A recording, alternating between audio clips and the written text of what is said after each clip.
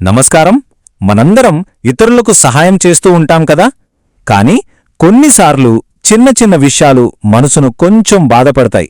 అలాంటప్పుడు ఇవ్వడంలో ఉండే ఆ నిజమైన ఆనందాన్ని, ప్రశాంతతను ఎలా పొందాలో ఈరోజు మనం సరదాగా తెలుసుకుందాం. ఇది మనలో చాలామందికి అయ్యే అనుభవమే కదండి.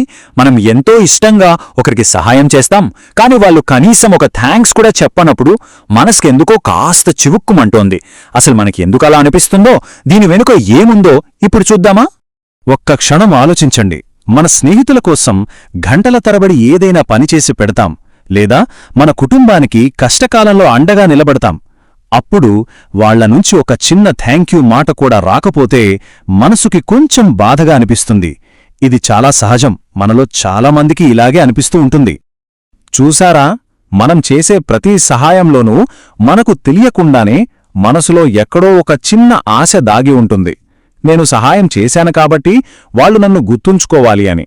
ఆ చిన్న ఆశే కొన్నిసార్లు మనల్ని నిరాశలోకి నెట్టేస్తుంది. దీన్నే మనం కృతజ్ఞత అనే ఉచ్చు అని పిలుచుకోవచ్చు. ఎందుకంటే మన సంతోషం యొక్క కంట్రోల్ని మన దగ్గర ఉంచుకోకుండా ఎదుటివారి చేతికి ఇచ్చేస్తాం. వాళ్ళు థ్యాంక్స్ చెప్తే మనం హ్యాపీ, చెప్పకపోతే మనం బాధపడతాం. ఇదొక తెలియని బంధనం లాంటిది. ఇక్కడ ఈ రెండు ఆలోచనా విధానాల మధ్య తేడాను గమనించారా? పాత పద్ధతి మనల్ని బంధించే సంఖ్యళ్లలాంటిది, కాని కొత్త పద్ధతి మనకు స్వేచ్ఛనిచ్చే రెక్కలలాంటిది. మన ఆనందమనేది ఇతరుల స్పందన మీద ఆధారపడినప్పుడు మనం నిజమైన ప్రశాంతతను పొందుతాం. మరి ఆ స్వేచ్ఛను ఎలా పొందాలి? చాలా సింపుల్. మన ఆలోచించే పద్ధతిని కొంచెం మార్చుకోవాలి. సహాయం చేసిన తర్వాత వచ్చే మెప్పుకోలు కోసం ఎదురుచూడకుండా అసలా సహాయం చేయడంలోనే ఆనందాన్ని వెతుక్కోవాలి.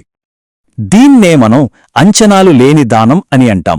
అంటే మనం చేసే సహాయానికే బదులుగా ఏమీ ఆశించకుండా కేవలం మన ఆత్మసంతృప్తి కోసం చేయడం. ఒకవేళ ఎవరైనా థ్యాంక్స్ చెబితే దాన్ని ఒక బోనస్ లాగా తీసుకోవాలి, అంతే. సరే, ఇలా మాటల్లో చెప్పడం చాలా తేలిక్కదా? కాని నిజ జీవితంలో ఇది ఎలా ఉంటుందో కొన్ని చిన్న చిన్న కథల ద్వారా చూద్దాం. అప్పుడు మనకు ఇంకా బాగా అర్థమవుతుంది. ఇప్పుడు మనం ఒక క్లాస్ రూమ్కి వెళ్దాం. అక్కడ రాహుల్, ఆశా అనే ఇద్దరు స్టూడెంట్స్ ఉన్నారు. ఎగ్జామ్స్ టైంలో ఇద్దరు వాళ్ళ ఫ్రెండ్స్కి హెల్ప్ చేశారు. కాని వాళ్ళిద్దరి ఫీలింగ్స్ చాలా వేర్వేరుగా ఉన్నాయి. అవేంటో చూద్దాం. ఫస్ట్ రాహుల్ గురించి చూద్దాం. రాహుల్ తన ఫ్రెండ్కి ఎగ్జామ్కి ప్రిపేర్ అవటంలో హెల్ప్ చేశాడు. కాని ఎగ్జామ్ అయ్యాక ఆ ఫ్రెండ్ థ్యాంక్స్ చెప్పడం మర్చిపోయాడు. అయినా రాహుల్ ఏమీ ఫీల్ అవ్వలేదు. ఎందుకంటే సహాయం చేయటం ఒక మంచి పని, అంతే అని తను అనుకున్నాడు. అందుకే అతని మనస్సు చాలా ప్రశాంతంగా ఉంది. ఇది రాహుల్ కథ.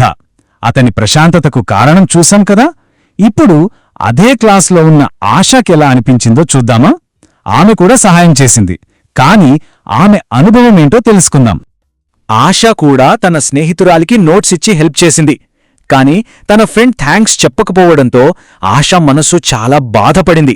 నా మంచితనానికి విలువే లేదు, ఇంకెప్పుడు ఎవరికి సహాయం చెయ్యను అని అనుకుంది.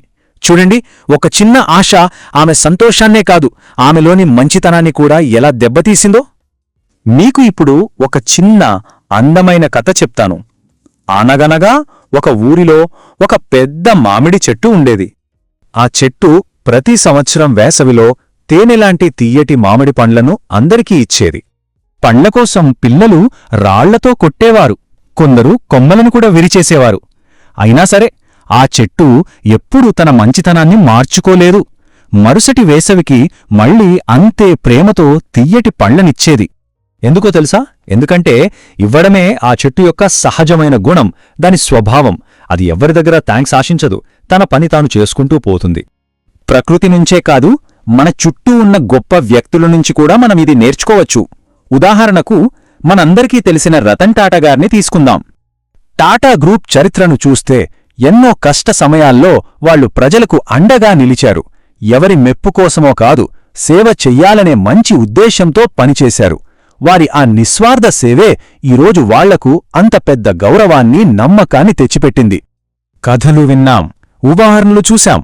ఇప్పుడు మనం కూడా ఈ మంచి అలవాటును మన జీవితంలో ఎలా పాటించాలో చూద్దాం.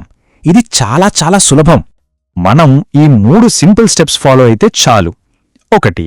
సహాయం చేసేటప్పుడు మనస్ఫూర్తిగా, సంతోషంగా చేద్దాం. 2.